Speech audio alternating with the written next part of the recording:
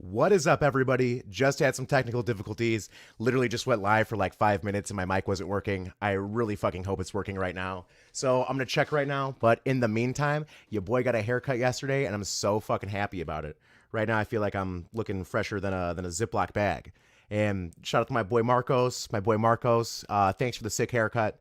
It always takes me like an hour to get my haircut, but that's because he is an artiste. I would trust him with my life. I would put him down as my emergency contact if he would let me, but he, unfortunately, our relationship, it is just business related. But he's so good at cutting hair. Literally, the guy that came in right before me, he was getting his hair cut. It looks so damn good. I offered my daughter's hand in marriage to him. Unfortunately, I do not have a daughter, and he politely declined. Okay, it's working right now. I just checked it out. On a real note, though, this beard lineup, it is super crispy. I swear my beard, it could cut up and bust down a Swisher. It's so sharp. You see this motherfucker? But anyways, let's get down to business. Eagles, Cowboys, Monday Night Football, divisional matchup, NFC East. NFC East is always a disappointing division every time. And I thought that this was pretty funny. So according to Tim McManus of ESPN, Philadelphia coach Nick Sirianni, he wore a Beat Dallas t-shirt to his news press conference, and then he was handing them out to his players, his family, brother, sister, aunt, uncle, stepbrother. What are you doing, step bro? And he showed his entire team old footage of memorable moments between the franchises, and that's all great and everything for the days coming up until the game. But if I were an Eagles player, I would have been pissed because as soon as the Cowboys, they showed up on the field, they whooped that ass like a bully on the playground. And I would feel ashamed after losing, especially after the coach was preaching how important this game was. Thought that was fucking hilarious. But the Eagles, they just look awful. They look like a bad football team, not like the Washington football team, but a bad football team, especially offensively. The Eagles coach, he looks awful. Sirianni is an embarrassing coach right now, especially in this play calling, because when Miles Sanders, your lead running back, he gets 2 carries. Miles Sanders, his first carry was for 24 yards, and he only got 1 more carry the rest of the game. I understand that they were playing catch up, stuff like that, but you need to be able to create some play action passes for your quarterback. But I've been saying this the entire time. If your quarterback is your leading rusher, the odds are is that you're going to lose. This is the 4th time it's happened this week with Tom Brady and the Buccaneers, Mac Jones and the Patriots, Lamar Jackson, and now Hurts. Lamar Jackson's the only one that we kind of believe he's going to, rush for more yards than anybody else on his team. And he has the ability to get 1,000 rushing yards every year. But the only reason why Lamar Jackson and the Ravens won, despite the Ravens playing like shit, was because their kicker, Justin Tucker, who, hit a world record field goal, 66 yards. But Jalen Hurts, this game, he was running around with his head cut off, no protection. He threw the ball through the air 39 times, and he just looks bad. And it's probably because of the play calling or the offensive line, but he wasn't able to get anything going. And this is the most misleading thing about, the stat line. If you look at the stat line, he was 25 for 39 for 326 and 2 touchdowns, which theoretically doesn't sound too bad. One of those interceptions, it really wasn't his fault, but none of that tells the whole story. They were playing a lot of garbage time. They weren't able to do much. But right now, I have no clue what to think of Jalen Hurts. Philadelphia, they've been on an absolute meltdown since they beat the Bears in the playoffs when the double doink happened. I hate to bring it up. I will start crying profusely, ugly crying, where you don't want to see it, but I'll never let it go. They've been on meltdown since then. And when I was at that game, it was funny as fuck. Eagles fans are hilarious. So this Eagles fan right behind me and his parents, they were sitting right behind me. This kid, he must have been 13 years old at most. He kept complaining about random stuff. He's a young football fan. He was trying to, understand the game, and he was cursing, which was funny too. And he started complaining about a not called pass interference play. And I told him, I was like, hey, it's because the ball was tipped at the line of scrimmage, and once it's tipped, it's free game. You can push everybody out of the way. You can get in the way of the wide receiver so he doesn't catch it, and it's not pass interference. And he was like, no way, that's stupid. And then his parents go, shut the fuck up, Timmy, he's right. And he just pouted the rest of the game. Fucking hilarious. But Jalen Hurts, he made some good throws when he was under pressure, but that was only like one or two good throws. And then it was all during a game where he was pressured and running around the whole time. And Jalen Hurts, he's a guy where he needs to have the play action pass on his side, because without that, they're putting too much pressure on him. And it's only his seventh start in the NFL. So he's still basically in his rookie season. And without proper play calling, he's going to get destroyed behind that offensive line. One of the reasons why I like run pass options, the RPOs, is because you're able to read the defense in that moment in time. And it's going to open up a lot of wide open lanes for your running backs and your quarterback when you're able to have those options. But right now, they might have not felt as comfortable with it with Jalen Hurts. It wasn't working as well this game too. But they didn't even run the ball with Miles Sanders. They had 3 carries between their running backs, which is absolutely ridiculous in the NFL. I don't think any other team has done that this week, maybe aside from the Buccaneers, which that game was a very interesting game to say the least. But the Cowboys defense, they look good. One thing about the Cowboys is that before this game, they were ranked as the worst pass defense in the league. But the Cowboys, they're the 6th ranked rushing defense this year so far, which is kind of weird how the trajectory of the league is going, because the Tampa Bay Buccaneers, the reigning Super Bowl champions, they were 30th in the league in pass defense going into this week, and they had the 2nd best rush defense. So I don't really know what that means if a lot of teams are just kind of not even caring about the pass defense and making sure that they're going to be forcing them to pass it, forcing them to make mistakes. But when the Buccaneers, when they face the Rams, a great quarterback like Matthew Stafford's not going to let that happen. But when you're facing Jalen Hurts, then it would, then it's probably get him up a little bit and make him throw and make him make mistakes. That's why he had 2 interceptions. Good news for Jalen Hurts, though. He gets to play the Giants twice a year.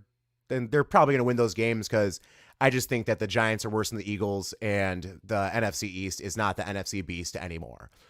But through the first half, Dallas, they had more first downs than the Eagles had total offensive plays, which I thought was interesting. Dallas had 19 first downs, and the Eagles had 18 plays, which is embarrassing. But the Cowboys, they reached the end zone 3 of the 4 trips in the red zone in the first half. And the Cowboys, they outgained the Eagles 261 to 121 during the first half. And that led to a 20-7 score at halftime. And everybody in the building knew that the Eagles looked like dog shit and that the game was already over. But in the beginning of the game, Dak Prescott threw a bomb to CeeDee Lamb. It was 44 yards. It got him to the 1-yard line, right next to the end zone. And then Ezekiel Elliott punched it in for one of his 2 touchdowns in the game. Next possession the Cowboys had, they actually ended up fumbling in the end zone. It was recovered by the Eagles. And then that was the only good play by the Eagles, like the entire game, minus a couple good passes by Hurts. But Ezekiel Elliott, he looks good. He's showing that he could still be the lead back, even when Tony Pollard's seen a lot of carries. He had 11 this game, went for 60 yards. Dak Prescott ran for 9 times. And when you're a quarterback, you do have to run the ball sometimes, But I think a trend's going to start happening, which it kind of already has over the past 5 years, especially with these rules with the wide receivers and how protected the quarterback is. But when a star running back gets signed to a 4-year deal or longer for a contract, I think they're going to try to preserve them and keep them around longer. Mainly because running backs get beat up because they're running backs and their job is to plow through defenses. Like, head down, go, run. But we're seeing a lot of teams now go with running back by committee, which is more prevalent than ever. And it's an approach to save the miles on the legs of their star. The running back position, it's usually pretty disposable unless you have one of the top 5 in the league, or maybe even just top 3, unless you have, Derrick Henry, Christian McCaffrey, those great players. But that, that's not new. And if I were the Cowboys, I would have regretted giving Ezekiel a 6-year, $90 million deal in 2019. Granted, I'm not sure how much of that is actually guaranteed, but this guy, Ezekiel Elliott, he wears capris and belly shirts, and I would never let my metaphorical daughter date him. But regardless, he still had 2 touchdowns running the ball in, and he had 1 touchdown catch reversed when it got challenged by the officials. It got returned. And then at that play, Dak Prescott, he tried to do a QB sneak on 4th down to punch the ball in. Didn't get it. It looked like he might have gotten it if you pieced together the footage on the replays, but there was no conclusive evidence, so they didn't call it. And then the good old Eagles were just punted from like their 4th-yard line and screwed up that possession entirely. But Ezekiel Elliott, he's for sure the red zone back on that team. He's going to get all the touches near the end zone. So until Tony Pollard, he can catch some passes in the backfield, have some red zone snaps. I wouldn't be worried about having Zeke on my fantasy team just yet. But so are the Cowboys good? Like, I think, Dak Prescott, he's solidified himself as a top 5 quarterback, not far behind Mahomes and Brady. Week 1, when the Cowboys were facing the Buccaneers on opening Thursday night, it was a great showing of their team. I did feel like they did everything right that they could have. They forced Tom Brady into some interceptions. They, got them to turn the ball over. They only lost by 1, but I think it might have been that the Bucs were just having some Super Bowl hangovers. I'm not sure, but they only lost by 1 point to the reigning champs, and with a Tom Brady-led team, everybody sucks Tom Brady's dick, so it's still impressive nevertheless. But since then, the Cowboys, they lead the league in turnovers on defense. Tavon Diggs, their second-year cornerback, he is just looking like the real deal. He had a pick 6 yesterday.